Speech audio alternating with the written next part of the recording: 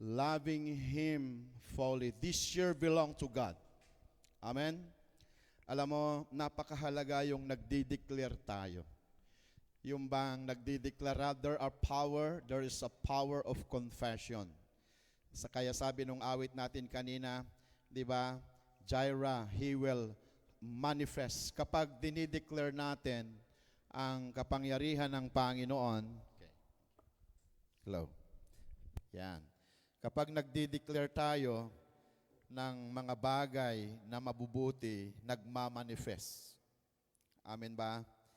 Kaya minsan nagiging matitigas yata yung mga ulo ng mga anak natin eh. Kasi wala nang sinabi tayo eh. Konting ano lang, tigas-tigas kasi ng ulo mo eh. Yan. Wala ka nang ibang sinabi kundi matigas. No? Tigas ng ulo mo, puro. Yeah. Kaya tumitigas. Yeah. Kaya alam nyo, kailangan pinag-iingat din tayo ng Panginoon sa mga pananalita po natin. Amen? Dahil kung ano yung mga binibigkas natin, alam mo nangyayari yun. Kaya ang ibigkas mo ay pagpapala. Amen? Ibigkas mo ay, wow! Praise God, ang anak kong mabait. Super aktibo lang. Yan. Yung mga ganun ba? Hindi puro negative kaagad. Amen ba? Ang asawa kong mabait. Diba? Puro negative eh. Kaya parang nagiging negative tuloy. Diba? Kaya kailangan sa sarili mo rin, wow! Ang gwapo mo. Ang ganda mo. Kasi nilikha ka ng Lord. Amen ba? Praise God. Kasi sarili mo pa lang, hindi po mo ma-appreciate eh. Di ba? Dapat kasi iba pastor. Eh, wala nga eh. Wala kang mahintay eh. Di ba? The more you give thanks to God, the more you appreciate yung nilikha sa'yo ng Panginoon, alam mo natutuwa si Lord. Amen. Siyempre, ikaw lang naman ang nakakarinig. Huwag mong iparinig naman sa iba. Di ba? Wow, praise God. Sa totoo lang, ang gwapo-gwapo mo. Ang ganda-ganda mo. Yan. Di ba? Di ba? Kasi ibig sabihin nun, pinapasalamatan mo si Lord. Amen ba? Ba't parang bitin yung mga ngiti nyo? Yata kayo, ano? Amen ba? Praise God. Masaya ba tayo? Masaya ba kayo na tayo ay inabutan ng Lord ng 2026? Na nakangiti, masaya, masigla, may pera. Praise God. Hallelujah. Ang hirap yung wala kang pera na inabutan ng 2026. Sige nga, bunutan nga tayo ng pitaka. Di ba? Praise God. Alam nyo, ang mahalagang pinagpapasalamat natin si Lord, tayo po ay may lakas.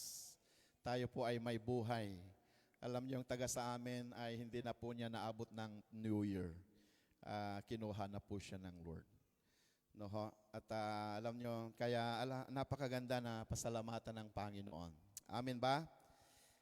Hallelujah.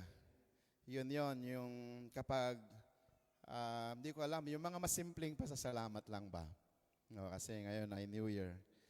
Yung bang, ang hirap kaya yung walang palikuran sa bahay. Diba? Sorry kung may mga kumakain dyan. Wala. Tapos magkakasabay kayo, isa yung banyo. Naku po, di ba? Ang hirap kaya.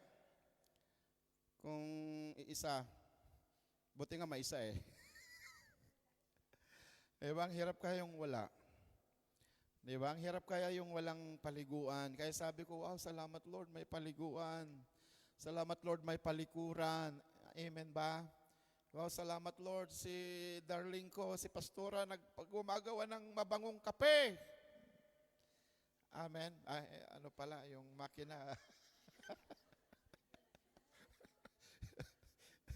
Pinipindot lang pala yan na pala yung kape. Bango pa rin. Nagpapasalamat tayo sa Panginoon. Nandito tayo sa Spain. Amen.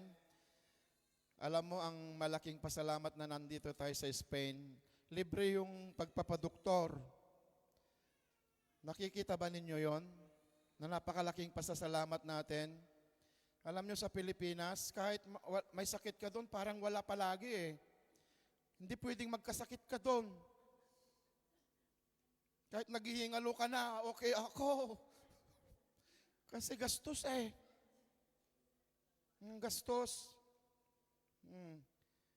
Kaya purihin ng Panginoon, nandito tayo, alam mo, dito sa Spain, palitan yung puso mo, wala kang babayaran eh. Alisin yung bituka mo, lilinisin yan, walang bayad. Pero syempre, hindi naman natin gugustuhin yon. Wala nga namang papalinis mo yung bituka mo na wala namang, di ba? Ibig sabihin kung may ang maganda pa, di ba? May, I'm sorry, kung mabanggit ko si Brother Jerry, Sir Conching.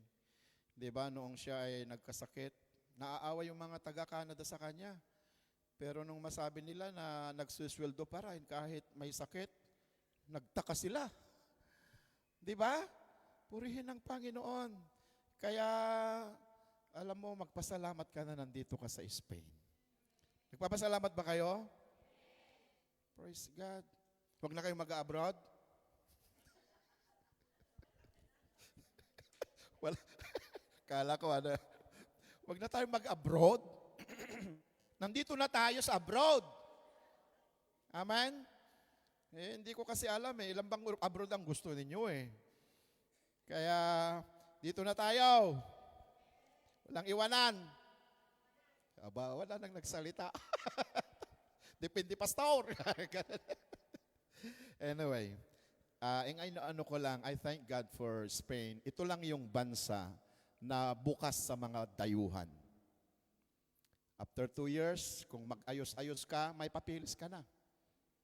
After 5 years, kapag mag-ayos-ayos ka rin, baka pwede mong i-apply yung nationalidad mo. Citizenship. You imagine? Pilipino ka na, Espanyol ka pa. Sa papel. Yan. Huwag kang mag-astang Espanyol naman pag uwi mo kasi hindi pwedeng, Hola, buenos dias. Pilipino ka. Yung papel lang. Amen. Hindi Espanyol ako. Halata naman na hindi ka Espanyol. Sa ilong pa lang wag mong di ba? Wag mo ngang ipagpilitan na yung papel lang Espanyol ka. Pero sa mukha, walang pinagbago. Amen? Hallelujah. Mahal ba natin na tayo ay Pilipino? Praise God.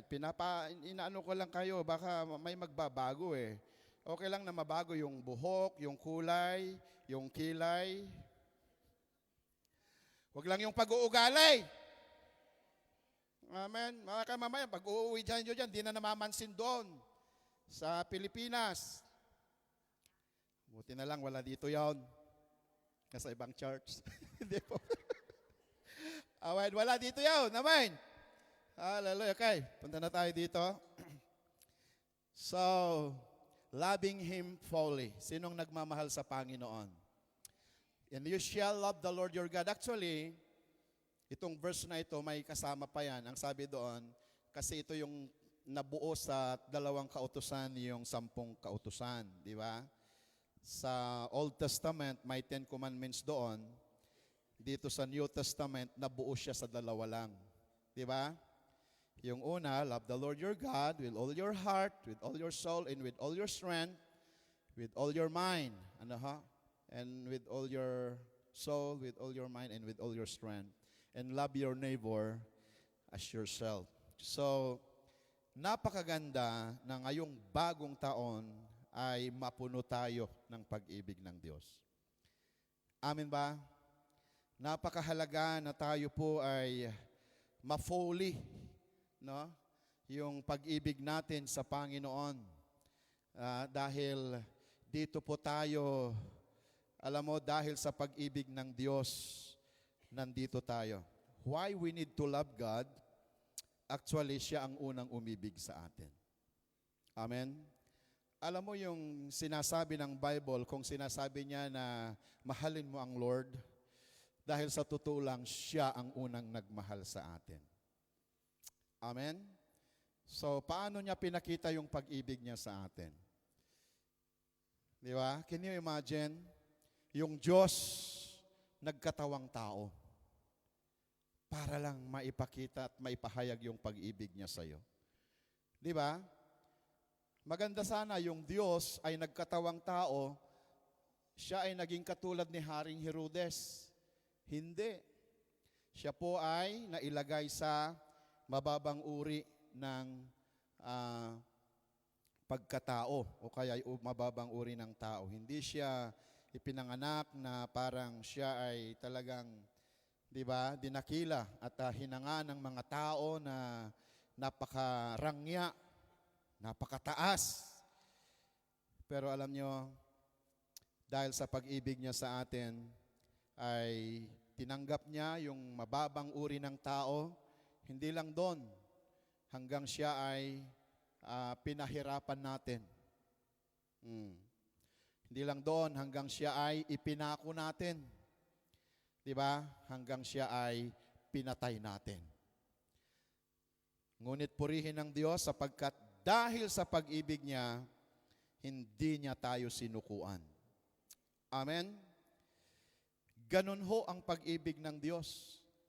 Yung Diyos na hindi tao, nagkatawang tao. Yan, para lang maabot tayo. Kaya yung minsan nasabi ni Pastora na yung si Mary, actually, ministry niya yung pinanggalingan siya ng Savior natin.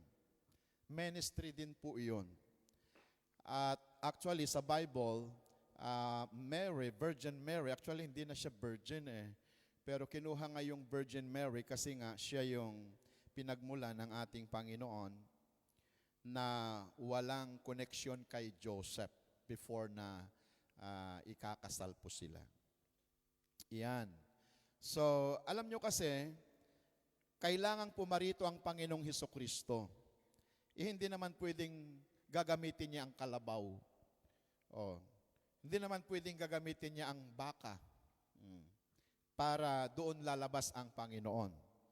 Nakukuha natin? So, kailangan niyang gumamit ng tao. At walang iba kundi ang ating si Mary. Yan, si Virgin Mary, siya po ang ginamit. At salamat sa Lord dahil ginamit siya. Ang sabi ng Bible, she was the most blessed woman in the world. Si Virgin Mary. Alam niyo ba yun? Pero hanggang doon lang. Hindi po sinabi ng Bible na mananalangin tayo sa Kanya. Because even Mary prayed to Jesus. Amen ba? She asked to Jesus nung, di ba, yung wine. Di ba? Humingi siya. So, ang pinapakita po natin dito ay magpasalamat tayo sa Panginoon sa buhay ni Mary, pero ginamit siya ng Panginoon na siya yung manggagaling ang ating tagapagligtas. Ngunit ang focus pa rin ng pagparito ng Panginoon ay si Jesus. Christ must be the focus of Christmas. Amen? Not Mary, not Joseph, not the three kings, but Jesus must be the reason, and Jesus must be the center of Christmas. Diyan po ba tayo? Pwedeng palakpakan natin si Jesus. Hallelujah. Glory. So, ganun po, ganun niya ipinakita yung pag-ibig niya sa atin. Tayo ang dapat mabayubay sa krus. Tayo ang dapat magdusa. Ngunit dahil sa pag-ibig niya, siya po ang bumaba. Kasi walang pwedeng walang pwede na magbabayad sa atin, sa utang natin kung hindi ang Panginoon lamang. Diba? Pero pwede niyang hindi niya bayaran na kasi matigas ang ulo ng tao From the Garden of Eden, diba? Hindi natin pinili ang Diyos. Sa Garden of Eden, hindi natin pinili ang Diyos. We choose our own. And then since then, doon po nagkaroon ng pagbagsak ng tao. Yun pong tinatawag na the fallen of man. Kaya mula noon ay wala na. Yung plano ng Diyos ay nasira. Kaya purihin ng Diyos dahil mahal niya tayo, gumawa pa rin siya ng paraan para mai-reconcile tayo yung kalagayan natin na nasira doon sa Garden of Eden ay marireconcile sa pamamagitan ng pangalawang Adan. Walang iba kundi ang ating Panginoon. Amen ba? First Adam brought us death, but the second Adam brought us life. The second Adam, it talks about our Lord Jesus Christ. In John 3:16, for God so loved the world, that He gave His only begotten Son, that whosoever believe on Him should not perish, but have everlasting life. Purihin ang Panginoon. Kaya, dahil sa pag-ibig sa atin ng Diyos, hindi man natin siya pinili sa Garden of Eden, napakarami man nating kapalpakan sa buhay, binigay niya pa rin ang kanyang minamahal na anak, ang ating Panginoong Jesucristo, upang ang sino mang sumampalataya sa Kanya ay hindi mapapahamak sa impyerno, kundi magkakaroon ng buhay na walang hanggan sa kalangitan. Amen po ba? Do you believe that Jesus is the gift from God? Regalo siya ng Diyos sa lahat ng mga sasampalataya at tatanggap sa Kanya. Christmas is nothing if you don't receive the gift. Diba? Ano yung gift na yon? Walang iba kundi ang ating Panginoon. Diba? Sino ba sa inyo dito yung binigyan ng regalo at hindi mo tinatanggap? Hindi mo pwedeng angkinin yun hanggat hindi mo tinatanggap. Diba? So, ibig sabihin, kailangan tanggapin mo siya. Paano natin tanggapin ang Panginoon? Kailangang sumampalataya tayo. John 1:12, ang sino mang tumatanggap at sumasampalataya sa Kanya ay binigyan siya ng karapatang maging anak ng Diyos. Kaya lahat tayo nais nating maging anak ng Diyos. Amen po ba? Walang sa atin dito ang nais maging anak ng dyablo. Praise God. Wala. At lahat tayo nais nating maging anak ng Panginoon. Hallelujah. At yun po yung pinakamaganda, kailangan tanggapin natin ang Panginoong Hesukristo sa ating mga puso. Tinanggap na po ba natin siya? We must receive Him in the manger of our heart. Bakit? Kung hindi mo tinanggap ang Panginoon, ang tagal hintayin yung December. Ngunit kung tinanggap mo na ang Panginoon sa puso mo, araw-araw ay Pasko lagi. Araw-araw ay magiging Pasko lagi. Ang sanhi po, doon malakas doon lumalakas yung awit. Ang sanhi po ng pagparito, hihig. Di ba? Kapag yung awit na araw-araw ay magiging mahina pag doon na, malakas na. So, ang inaano ko lamang po, the love of God is He gave His life. Kung tatanungin mo kung paano tayo minahal ng Diyos, He gave His Son. Meron pa bang hihigit sa anak? Di ba? Meron pa bang hihigit sa buhay? Para ipakita niya, para ibigay niya at ipakita ang pag-ibig niya sa atin? I think wala nang hihigit po. But God, but Jesus did. He gave His life. Bakit kasi kailangan pa niyang mapako Actually, hindi naman dapat Diyos siya pero alam mo, para hindi tayo magreklamo, para hindi tayo magdahilan. Di ba? Di ba, minsan ang tao mareklamo. Minsan ang tao mapagdahilan. Alam mo, ginawa na lahat ni Jesus yung pinakamahirap na kaparusahan para wala tayong may dahilan. Alam mo ba yon? Pwedeng mamatay ang Panginoon sana, yung normal lang na kamatayan. But you know, namatay siya. He went through the most tortured death of humankind. Siya ay namatay ng torture. During those days, yung pagkapako sa krus is silya elektrika. Yan ang pinakamatinding kaparusahan sa tao noon. Dumaan siya doon. Pinakamahirap para wala tayong maidahilan sa Diyos na ang hirap yung kalagayan ko ngayon. Pero kung tatanungin mo ang Panginoon, wala nang hihirap pa sa natanggap niya sa atin. Pero hindi siya sumuko. Amen ba? Hindi siya sumuko at minahal pa rin niya tayo. That's how He loved us. Pwede siyang susuko, pwede siyang ayaw ko na to. Diyos siya eh. Alam mo ba yung sakripisyo na ginawa niya sa atin? Yung bang naparusahan siya na walang kasalanan? Yung bang nireject siya? Inakusahan siya, yun. At ang matindi, yung may kaya siyang gawin para iligtas yung kanyang sarili pero hindi niya ginawa. Grabing pagmamahal yon, grabing sakripisyo yon. Kaya minsan, di ba, bilang mga mananampalataya, minsan may rason ka eh. Pero you better keep silent. Para lang mawin yung tao, para lang, di ba? Ganun ang ginawa ng Panginoon. He just remain silent. Pwede niyang pwede niyang baguhin yung kwento, pero hindi niya ginawa yon because He loves you. Amen ba? He better keep silent. Diba? Noon ngang nanalangin siya sa kanyang ama, sabi niya, Ama, patawarin mo sila. Wala na siyang, diba? Hindi siya nagreklamo. Nigaputok man lang, there is no complaint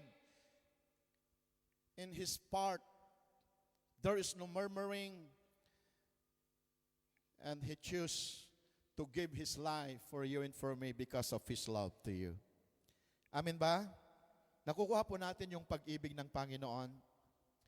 He gave all His sacrifices. He gave all His life. Actually, He is the ultimate sacrifice. Kaya alam mo, sabi nung isang kapatid sa sa Las Rosas, sabi niya, kaya nung binago ako ng Panginoon, sabi niya, alam mo, sa totoo lang, parang araw-araw akong umiiyak. Dahil sa naranasan niya yung pag-ibig ng Diyos sa kanyang buhay. Ang akala niya, wala na sigurong pag-asa yung buhay niya. Ang akala niya, hanggang ganun na lang. Pero nung maranasan niya yung pag-ibig ng Diyos, hallelujah, binabago ng Panginoon ang buhay. Amen ba? Diyan tayo binihag ng Diyos dahil sa kanyang pag-ibig. Ang sarap mabihag sa pag-ibig ng Diyos. Amen? Dahil sa kanyang pag-ibig, nandito tayo ngayon, nagpapatuloy tayo. At yun nga, ang sabi ng Panginoon dito, ay ibigin natin ang Panginoon mong Diyos ng buong puso, ng buong kaluluwa, ng buong pag-iisip at ng buong lakas. Bakit kailangan natin siyang mahalin? Diba?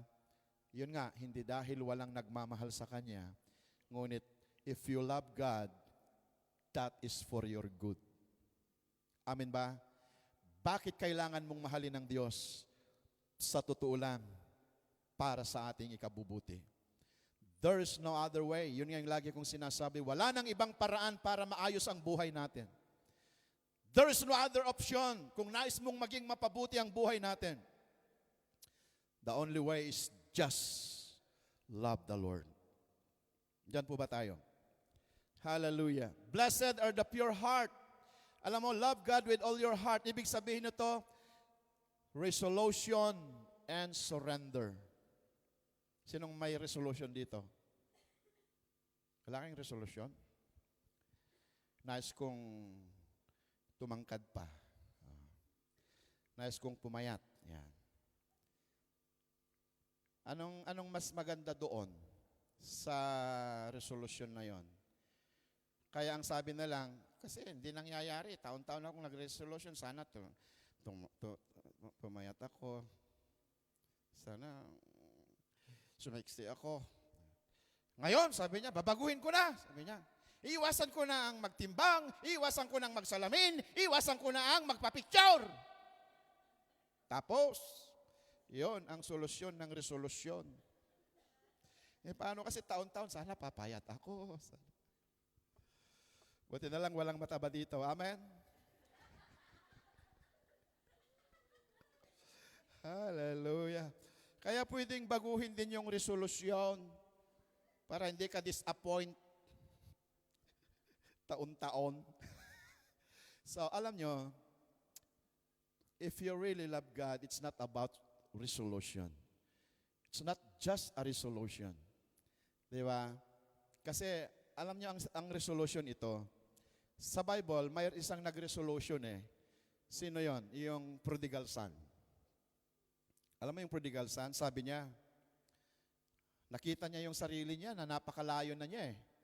Sa dapat niyang kinalalagyan kasi lumayo siya sa kanyang ama. Sabi niya, ako'y babalik. Di ba? Nag-isip siya eh. Ay, mali to. Sabi niya, ako'y babalik at sasabihin ko sa kanya na hihinga ako ng tawad sa Diyos at sa tatay ko. Then, kahit sabihin na lang niya ako na katulong, hindi na anak. That is his resolution. Di ba? So, nung sinabi niya yon, siya ay pumunta. Yan. At ginawa. Amen. Actually, ganun lang kasimple ang resolution. Minsan kasi masyado nating sinabi mo na, ginagawa mo na. Kasi puro ka ready, get set eh. Ready, get set. Yan. 2027 na naman. Ready, get set. Ba't puro ready, get set ka? Di ba? Dapat mag-go. Sabihin mo sa katabi, mag-go na tayo. Mag-move on na tayo. Amen. Puro ka ready, get set eh. Di ba? So, sabi po dito, it's not about its resolution, it's about surrender. Blessed are the pure in heart, for they shall see God. Lumapit kayo sa Diyos, James 4:8. Bilisan na lang natin. Lumapit kayo sa Diyos at lalapit din siya sa inyo. Kayong mga makasalanan, mamuhay kayo ng malinis. At kayong mga nagdadalawang isip, linisin ninyo ang inyong puso. Yan. So, ibig sabihin, ang resolution ay magkasama ang surrender. Di ba? Hindi tayo puro resolution. No, it is about surrender. Di ba? Kaya nung panahon ni Duterte, anong sabi? Yung mga huwag kang manlaban. Yan. Kasi kung manlaban ka, so, diba, huwag tayong pasaway. Amen. Kasi pag pasaway tayo, madaling pasaway. Pasaway. So, kailangan natin dito is to surrender. Hallelujah. Napakasarap magsuko sa Panginoon. Ito yung lagi nating sinasabi na ang pagsuko sa Diyos, ito lang yung pagsuko na nananalo. Amen? Diba? Subukan mong magsuko, puro talo eh. Pero kapag magsuko ka sa Panginoon, panalo ka. Amen? Pwedeng sabihin mo sa katabi mo, kapatid, kung magsuko ka kay Lord, panalo ka. Amen. Gusto mong magpanalo ngayong 2026? Magsuko tayo sa Lord. Di ba? Kasi noon, puro ikaw ang nasusunod. Pero nakita mo walang nangyari sa buhay. Di ba? Kaya alam mo, ang maganda, huwag tayong manlaban sa Lord. Amen ba? Sumuko na lang tayo. At sigurado, mapapaayos yung buhay mo. It's not about your talent, church. It's not about your ability.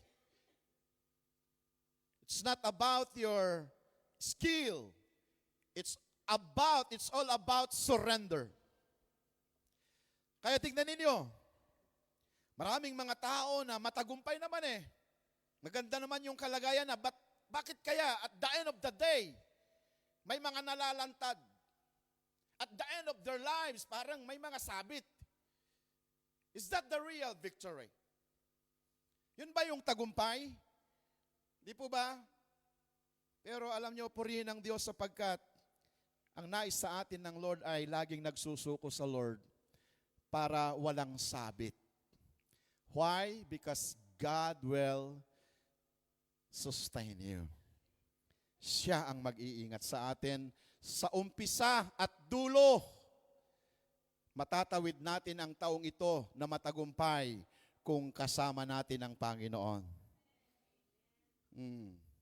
Pwede bang isama mo naman si Lord sa mga pangarap mo? Pwede bang isama mo naman si Lord? Ano ang sabi ng Bible? Apart from me, you can do nothing. Kaya, including me, lahat tayo. It's all by the grace of God. Wala tayong may pagmamalaki sa Diyos. Dito po na di-develop yung sinasabi nating mahal natin ng Diyos. If we surrender. We surrender. Di ba? We surrender. Yan. Di ba? So anong ibig sabihin na love God with all your heart? It is about give God your desire. Bigay mo sa Diyos yung mga desire mo. Bigay mo sa Lord ang mga pangarap mo. Bigay mo sa Lord yung boyfriend mo. Girlfriend mo. Lord, ako nang bahala sa boyfriend ko, Lord. Alam niyo, bakit ko sinasabi ito? Ayaw ko isang araw, lalapit kayo sa akin, umiyak kayo eh. Di ba? Pastor, kala ko, puro akala eh.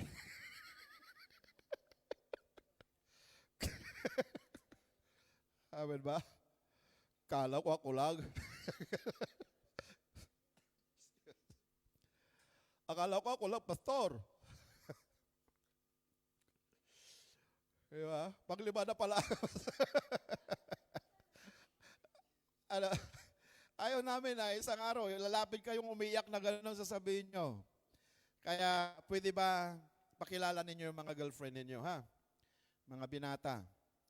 Kung magkakaroon kayo, pero kung nag-aaral pa kayo, wala pa muna yon. Nag-aaral muna. Pwede ba yon? At saka sa mga may trabaho na binata at dalaga, huwag na kayong lalayo. Huwag kayo makatingin. Huwag na kayong lalayo. Amen ba? Kung nandito na lang sa malapit, huwag ka nang lumayo. Baka nasa tabi mo lang. Parang nalayo yung usapan natin. So, kasama yun eh. Give God your desire. Bigay natin sa Lord yung mga pangarap natin, yung mga business natin. Gusto mong magtayo ng business? Sabihin naman ninyo para may pag-pray natin. Gusto kong magtayo ng pastor? Negosyo. O, sige. Pag-pray natin. Amen ba? At least, tama yung mga negosyo na itinatayo natin para hindi tayo masama sa scam. No, napakahalaga yon. Magtatayo ako ng negosyo, pastor, pero hinihingan ako ng 10,000. Baka iba na yon. So, remove distraction. A committed relationship need attention. If you really love God, kailangan si Lord ang ating attention. If we talk about our heart, the heart speak of desire. The heart speak of priority. The heart speak of loyalty. If you say you love God, then He is your priority. Amen ba? Tanong, para sa bagong taon, ano nga ba ang tunay na laman ng puso mo? Di ba? Siya ba? Si Lord ba? Di ba? Kaya nga, di ba, nung bagong taon, alam nyo, minsan nakapokus na lang sa mga paputok sa Pilipinas. May mga naputukan pa rin, no? Hindi pa rin naanuhan, natauhan. So, alam nyo, sino ba sa inyo noong bagong taon ay nakarating kayo ng bagong taon, pinuri ninyo ang Diyos? Di ba? If God is your priority in your life, dumating man ang bagong taon, dumating man ang birthday, dumating man ang mga pagpapala, dumating man ang mga problema, si Lord pa rin ang nauuna. Siya pa rin ang pinapapurihan. Lord, salamat po, Panginoon. Lord, thank you, nakarating po kami ng 1998. Mali, 2026. Amen? Pinasalamatan na ba natin si Lord? O puro ka paputok? Wala kang ibang inisip kundi paputok. Pang-alis daw ng pangpalayas ng malas.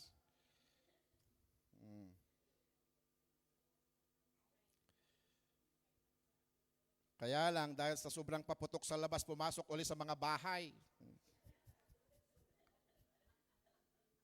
Di ba? Mali yun. Dapat sa loob ng bahay ka magpaputok. Delikado. Para mabugak. Yung mga nasa loob. Ay, nako po. Mga ano yan, mga tradisyon na, alam mo, God must be your freedom. Amen? God must be, God must be the priority in your life. Then, yung mga malas, aalis yang kusa. Kung si Lord ang inuuna natin, aalis kusa yung mga malas na yan. Why? Because if you want that the blessing will attract, get closer to God. Kung gusto mong ma-attract yung mga pagpapala, maging close ka sa pinagmumulan ng pagpapala. Ganun lang kasimple yun. Na minsan ang hirap intindihin ng tao. Bakit mo pinapalayas yung mga malas? Di ba? Kung si Lord ang nasa sa atin, siya mismo ang gagawa para sa iyo at para sa akin. Kaya yun ang solusyon ng bagong taon, ng bagong birthday mo, pasalamatan mo ang Panginoon. Bakit kapag nagpapasalamat ka sa Lord, ibig sabihin, you are opening the next door of your blessing. When you give thanks to God, ibig sabihin, nagbubukas ka muli ng mga pintuan para sa mga susunod na mga pagpapala. Pasalamatan mo si Lord. Thank you, God. Nakarating ako ng taong ito na masigla, masaya. Hallelujah. Pinagpapala. Amen po ba? Praise God. So, yun po, ano ho? So, God is not seeking better habit. He's seeking undivided attention. If you focus to God, ibig sabihin, siya yung lagi nating iniisip. Yan. A surrendered heart creates a space for a new level of encounter.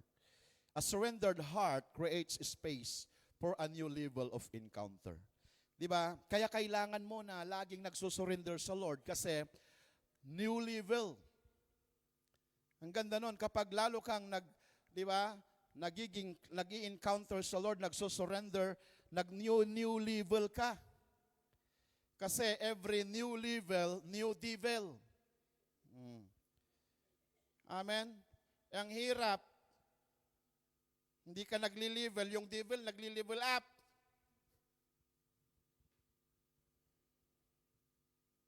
Hallelujah. Dapat tayo ang mag-level up. Amen ba? Dapat.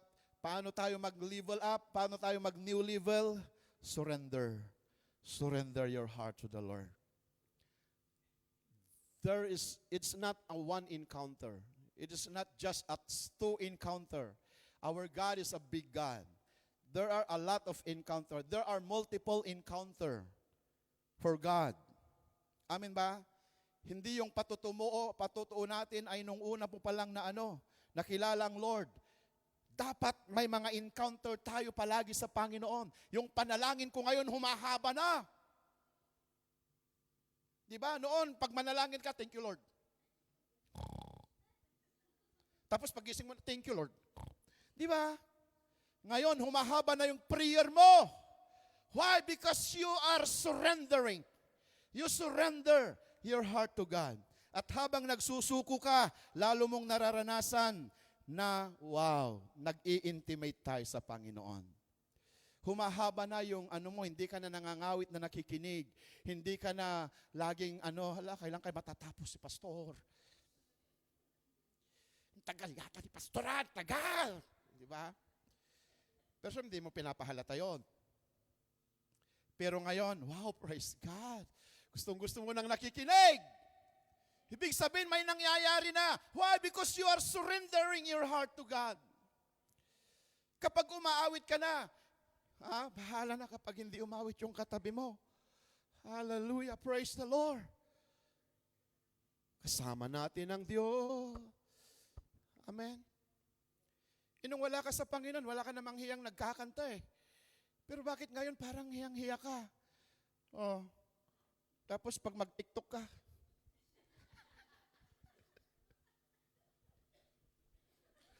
ba't ang galing mo pag nasa Reels? Naku po. Ba't yan palagi ang inaano ni Pastor? Inantok kayo eh.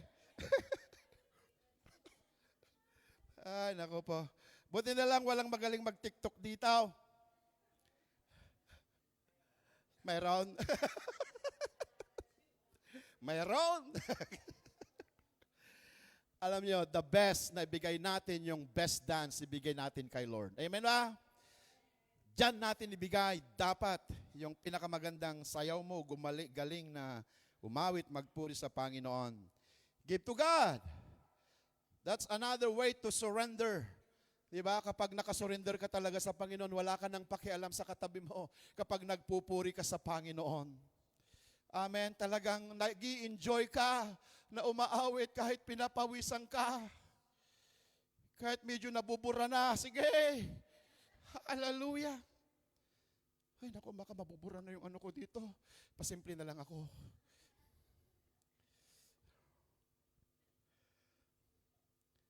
Amen ba? Parang ibang tingin nyo sa akin, ha? Alam ko naman, mga original yung mga ano natin. Amen ba? Praise God.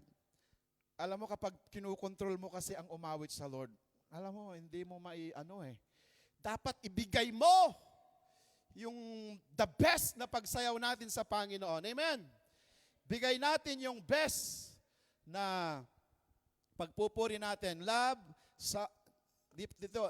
God with all your soul naman. Love God with all your heart. Pangalawa yung soul. Soul is yung kaluluwa.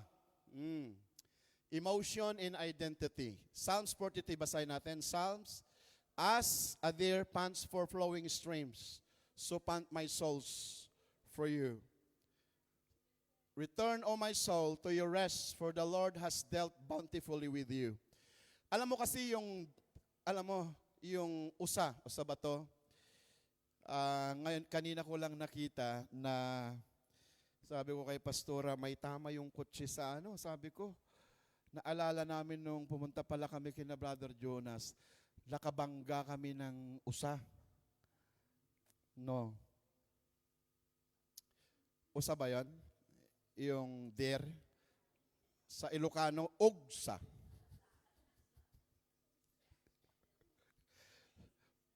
Usa ba sa Tagalog? Usa.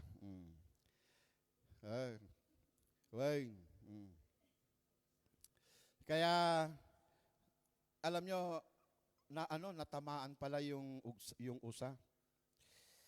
At manlakas kasi pati yung kotse medyo nayupin ng konti, kanina ko lang napansin. So, sabi ko, patawarin kami. No? Pero sabi ng mga kasama namin, binalikan sana natin. Anong nasa isip nyo? Diba? Baka mahuhuli kami. No, bawal yun eh. Pero ganun pa man, pinag-pray ko na lang. Kasi hindi niya alam may dalawa sila Tapos nung sumunod, hindi niya alam na may kutse. Yung isa nakalusot Tapos yung pangalawa na, hindi niya napansin. Yun. Pero ganun pa man, bakit ginamit dito na yung usa ay ginamit dito? Kasi alam niyo yung usa, kung nauuhaw siya, kahit gaano kalayo yung tubig nasaan siya, pupuntahan niya yon. Kahit gaano kahirap akyatin, aakyatin niya yon. Kaya ganon, inihaling tulad ni David, yung kanyang kaluluwa. Sabi niya, ang kaluluwa ko ay katulad ng isang usa na nauuhaw sa iyong presensya. Ibig sabihin, hanggat hindi mo makuha yung presensya ng Diyos sa iyong buhay, hanggat hindi mo matagpuan ang Panginoon sa paggising mo pa lang sa umaga, hindi mo hahayaan na hindi mo matagpuan ang presensya ng Diyos. Kulang sa'yo na hindi mo matagpuan ang Panginoon paggising mo pa lang ng umaga. And that is David. Ganun niya inihaling tulad yung kanyang kaluluwa na nauuhaw sa Panginoon. And I pray na ganun din po tayo. We must love Him with all our soul. Na huwag tayong lalabas sa ating bahay na hindi natin kasama ang presensya ng Panginoon sa ating buhay. Andyan po ba tayo? Napakahalaga na kasama natin ang Panginoon. Nasaan man tayo pumunta. Alam niyo kung bakit? Ang mundong ito ay punong-puno ng kadiliman, kaguluhan, di ba? Kabiguan. At kung hindi natin kasama si Lord, ano pa ang magiging araw natin? Return, O my soul, to your rest. Tingnan mo. Hallelujah. Sa Panginoon lang natin matatagpuan ang kapahingahan. Kaya sabi ko kagabi, kahit hindi ka papatay, you have the rest in peace. Nag-iba yung tingin nyo sa akin, ah. Amen. Itong sabi nyo, if you have God in your life, hindi lang kamatayan ang makapagpapahinga sa iyo, ngunit kung tayo ay nasa presensya ng Diyos, you have rest and peace. Ayaw nyo yata eh. Parang ibang usapan niyang pastor, ha? Aba. Nataon lang na yung RIP na ilagay sa patay. But the real peace is found in Jesus. The real peace is found in Jesus. Diyan po ba tayo? Tignan mo. If God is not in our lives, kung ang Panginoon ay wala sa atin, kahit mamatay ka, there is no peace. Pwede ba yun? Alam mo ba na hindi ko mo nilagay doon sa bangkay natin? Huwag sana muna naman. Kapag nilagay yung RIP doon, ibig sabihin, you have peace, you have rest. But I want to tell you, hanggat wala ang Panginoong Hesukristo sa buhay natin, hindi nangangahulugan na patay ka na ay may kapayapaan ka na. But thank God, if you have the Prince of Peace in your life, buhay ka pa. Oh, itutuloy ko na naman. By rest in peace ka. Parang mahinang mga amin natin. Parang nagdududo talaga kayo. Amen ba? Gusto ba natin ng peace? Aba, parang ayaw na ninyo. Praise God. Why? Because the Bible says, He is the Prince of Peace.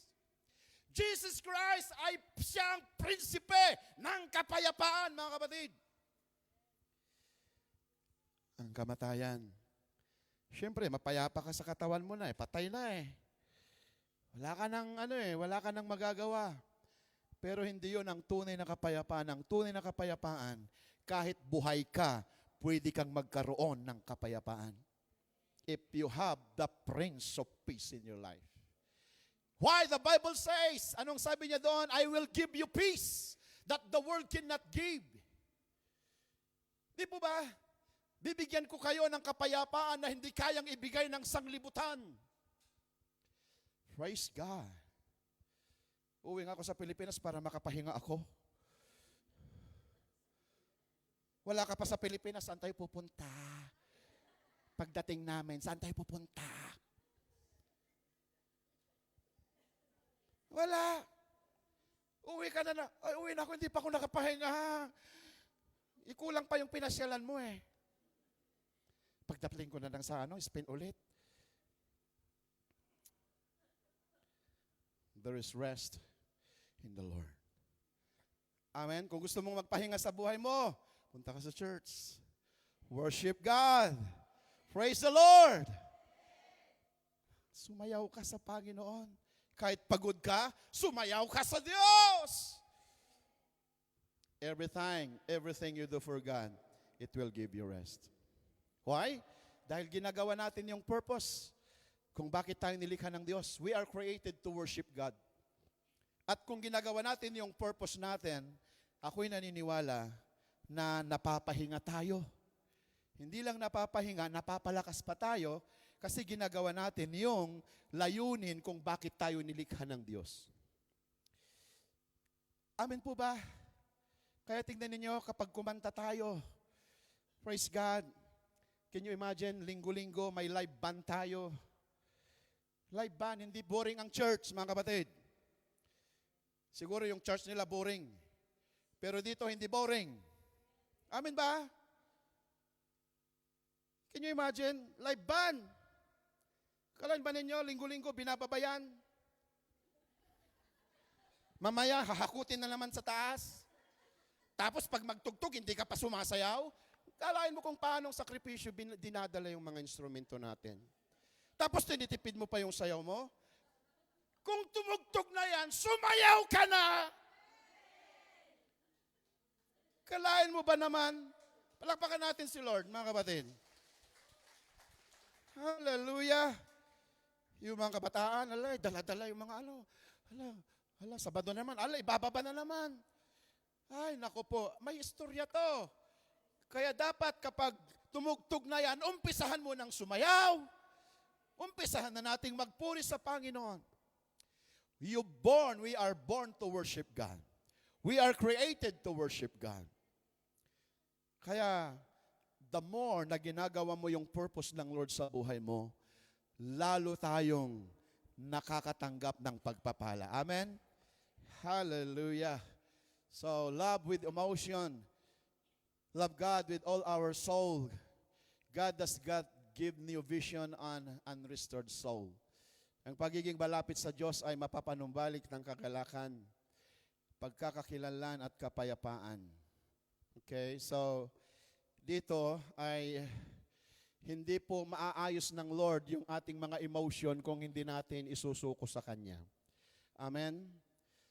Praise God.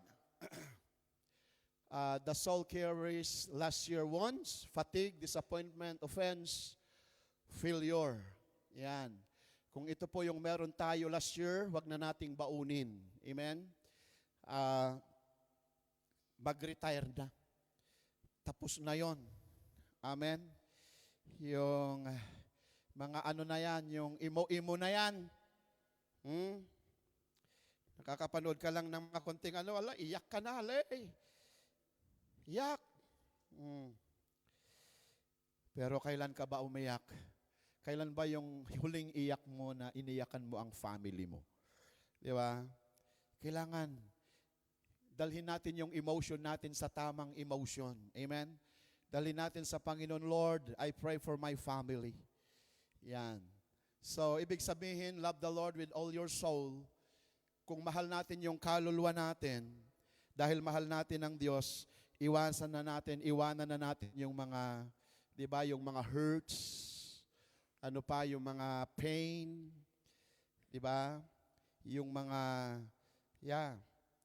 forget those past in our lives na hindi po ito nakabuti sa atin. Amen? May mga bagay po na, di ba, sabi ko last Sunday, yung forget the former things. Don't stay on the past. So, i-forget natin yung mga unnecessary, yung mga baggages na hindi makabubuti sa atin. Yung high blood, wag mo nang dalhin.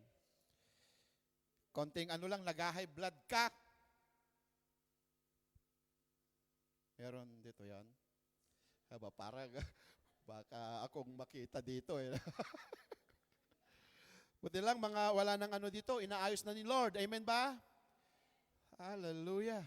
Konting lang kaya tuloy, hindi makuha ko yung sakit mo kung high blood o low blood. Kaya kailangan lagi tayong nagsusuko sa Panginoon. Hallelujah. So, disappointments, offense, failures. Alam mo minsan ang nagpapabagsak din sa tao, either his failure or even his victory. Alam mo ba yon? Yung mga tagumpay, pwede rin magamit yan para mag-fail ang tao. Diba? Minsan, yun nga, nagtagumpay siya, nagkaroon siya ng mga, natupad yung mga pangarap, nagbago na siya. Hmm. Kaya hindi lahat ng nagtagumpay ay napabuti ang buhay. I'm not against success. I'm not against victory. Walang hangad si Lord kung hindi magtagumpay tayo. Pero siguruhin mo lang, nakasama po pa rin si Lord kung nagtatagumpay tayo. Amen ba? Ano ngayon, kung naging naging mayor, naging senador, naging kaya lang nakulong ka naman. Di ba? Pero kahit ganito lang tayo, hallelujah, taga-kudkod. Praise God, kapag naglilinis ka naman, umaawit ka, kasama natin ang Diyos. Amen. Kasama yung plumero, di ako mangangamba. Amen. At least habang naglilinis ka, pasayaw-sayaw ka. Mamaya tapos na yung trabaho mo. Tapos na yung araw natin.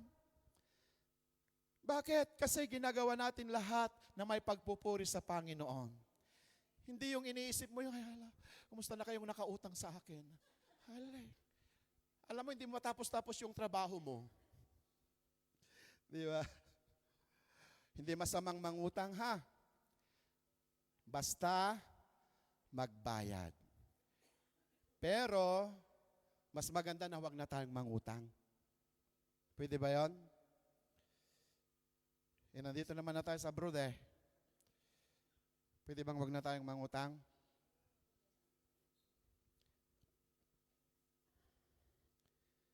Walang sumagot ah. Parang gusto nyo ah. Di ba? Kung gusto mo ng iPhone, mag-ipon. Amen. So, minsan kailangan din nating i-balance yung buhay natin. Kaya minsan nag-abroad tayo na broke. Kasi baka hindi natin alam i-handle yung blessing. Hindi natin alam i-handle yung mga natatanggap natin. Amen ba? Kaya napakaganda ho na iwasan natin hanggat maaari ang mangutang. Diba? At alam ko po na i-provide lahat ng ating pangangailangan. Kasi konting lang, nangungutang na tayo. Yung ganun ba? Diba? Siyempre may utang kami, yung bahay, oo. No? Mas malaki pang ang utang yung mga pastor eh. Diba? Pero kapag tumagal yon sa amin na. Diba? Sa atin na.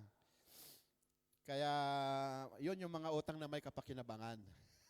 Hindi yung utang na maya, utang ka na lang, lubog na tayo sa kababayad. Yeah.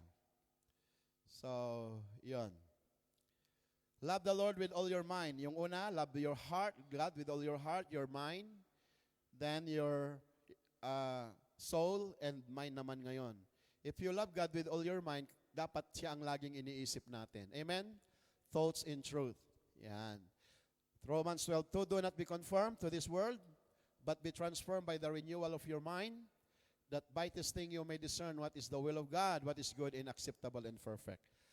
Diba? Kaya kailangan para kung gusto raw nating ma-confirm, gusto nating ma-transform, we must be renewed our mind. Unang-unang ayusin natin yung isip natin. Amen? So halimbawa, gusto mo nang magpapayat, yung isip mo munang isipin. Diba? Kung gusto mong magkaroon ng bahay, iayos mo, iset mo yung isip mo. Amen. Gusto mong magkaroon ng bahay, ang daming mga iniisip ka eh. Gusto mong wala sa isip mo na mag-ipon eh, paano ka magkakaroon ng bahay? Yung bang ganon, So, i-renew natin yung isip natin kasi dito merong battle of mind. Dito po nagkakaroon ng digmaan sa ating isip. Di ba? Gusto mong gumawa ng mabuti pero may mga nangyayari dyan. Kaya kailangan isuko mo sa Panginoon yung iniisip mo para makakilos si Lord. Amen? So, anong ibig kong sabihin? Di ba? Labis kong iniibig ang inyong kautusan, paligid ko kong pinagbubulay-bulay. Ay, ibig sabihin, punuin natin ang ating isip ng salita ng Panginoon. Amen?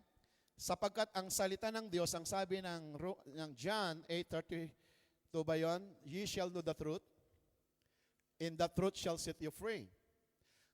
Alamin ninyo ang katotohanan at ang katotohanan ang magpapalaya sa inyo. Ngayon, kung wala tayong words of God, ano yung pwede nating i-renew? Kung wala tayong words of God na natatanggap, paano natin babaguhin yung isip natin? Di ba? So, we can change our mind through the truth according to the words of God. So, ibig sabihin, dati, pinaglalaroan tayo ng sanglibutan. Sumusunod-suluran tayo sa gusto niya. Ngayon, dahil may katotohanan tayo sa words of God, hindi ka na pwedeng paglalaruan ng mundo. Hindi ka na pwedeng, di ba, bibihagin ng bisyo.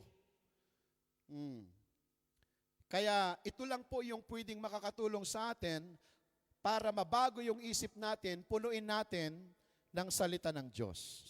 Because the Word of God is the only truth. Diyan po ba tayo? Praise God. So, labis kong iniibig ang inyong kautusan. Ang sabi dito ni David, palagi ko itong pinagbubulay-bulay. Hallelujah. Nagbabasa po ba tayo ng Bible? Amen. Mayroon po tayong Bible reading ngayon para mabasa natin yung whole Bible ng isang taon. Nakakasunod ba tayo doon? May mga nagbabasa ba?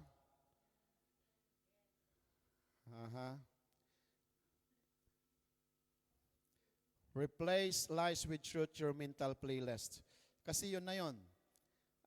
Anong ipapalit mo sa gusto mong ayusin sa buhay mo kung walang words of God? Alam nga namang papalitan mo muli ng isang kasinungalingan. Kaya kailangan nating magbasa. The Bible says, man shall not live by bread alone, but all the words that comes from the mouth of God. Hindi ka lang pwedeng mabuhay sa kayamanan mo. Hindi ka lang pwedeng mabuhay sa katalinuhan mo. You need the words of God in your life. You need the words of God. With all your mind, with new levels require new thinking. The mind must be renewed to perceive God's direction from old patterns to God's vision. Ito na po yun. Kaya, kung gusto mong palitan yung pananaw mo, kailangan maipapalit ka. Kailangan mayroon tayong i-replace. Lumalago ang pananampalataya kapag ang pangunawa ay naaayon sa katotohanan. Tignan mo.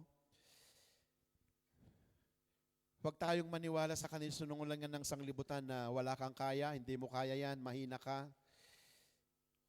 Praise God. We are strong. Amen? We are, di ba? We are created by God. We are image of God. We are fearfully, wonderfully made by the hands of God.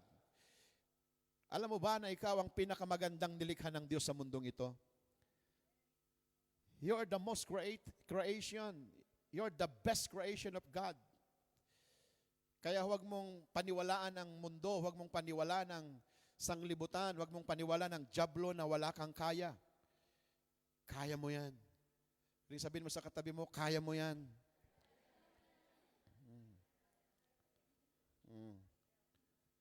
Baka sabihin mo kaya mong bumagsak. Hindi Kaya nating magpatuloy. Amen ba? Then, love God with all your strength. Ito na po yung action naman. Kailangan mahalin natin ang Panginoon through obedience. Yan, through action. Yan. Alam mo ba ang love, it is a verb. Ito yung napakatindi sa love Alam mo ba ang love, it is a verb. Ibig sabihin, it is an action word. Alam mo ba yun? Na ang love, it is a word, it is an action word.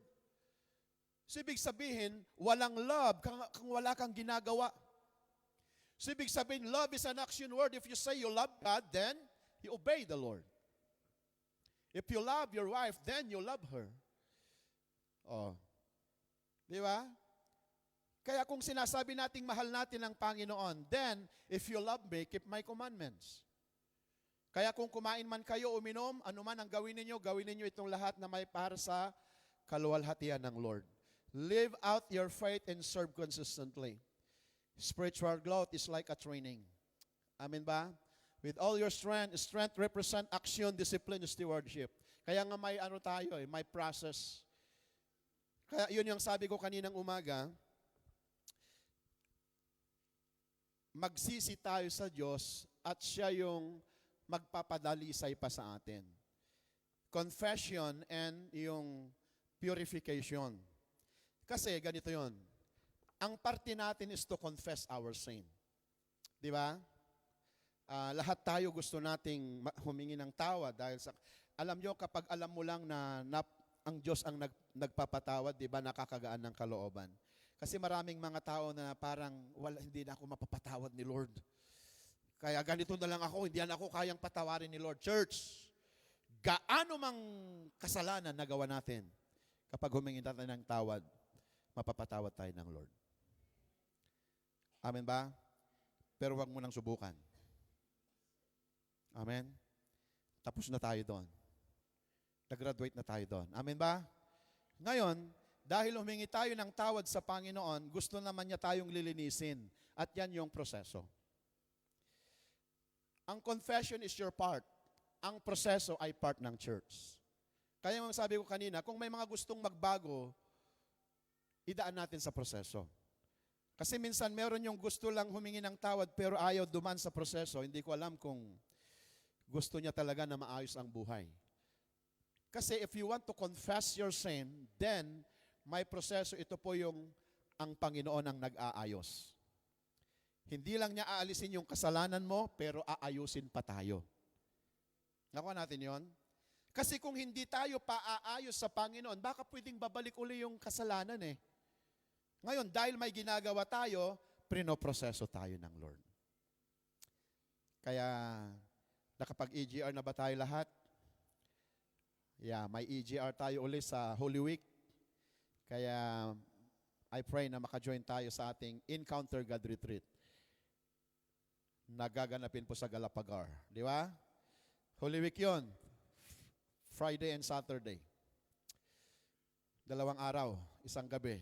Oh. With all your strength, vision demands participation, not passivity.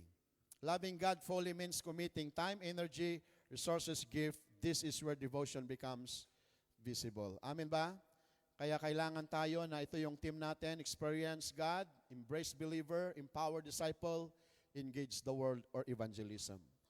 Loving Him fully brings transformation. Church, if you love God fully in your life, then transformation comes. Amen ba? Kahit ayaw mong mabago, kahit ayaw mo na mabago yung buhay mo, kapag na-i-inlove ka sa Lord, mababago yung buhay mo. Yun po yung napakaganda na mahalin ng Lord. Minsan habang minamahal mo yata yung isa, lalong lumalala yung buhay mo. But if you fall in love with God, church, hallelujah, nagkakaroon ng tunay na transformation. Naaayos yung puso mo, yung kaluluwa, yung isip mo, yung lakas mo, nagagamit para sa Panginoon. Hallelujah. God's goal is not a momentary experience but a transformed life. Hallelujah. Hindi po nais ng Diyos na nag-i-enjoy ka sa pag-aaral ng salita ng Lord. Hindi po nais ng Lord na nag-i-enjoy ka na nakikinig ng words of God, pero walang nababago sa buhay natin. Kaya minsan sinasabi namin, hindi kami nagsasalita ayon sa kagustuhan ninyo. We are speaking, we preach what God wants you to hear. Amen? Ay, maganda doon kasi magaling yung nagtuturo doon. Pero alam nyo, ang kapangyarihan ng Diyos, ang kapangyarihan ng salita ng Diyos ay nasa pagsunod natin. Dito mo mararanasan. Hindi ko ma-i-explain kasi hindi kailangan ikaw ang makaranas sa pamamagitan ng pagsuko natin sa Panginoon. When all dimensions align, God entrusts greater vision. Experiencing God, the year becomes fruitful because the life is aligned. Kapag naka-align tayo sa Panginoon, you can experience the blessing, the abundance, the miracle, and the victory of God in your life. Amen po ba? Saan po ba tayo naka-align? Hallelujah. Dalawa lang. Dalawa lang.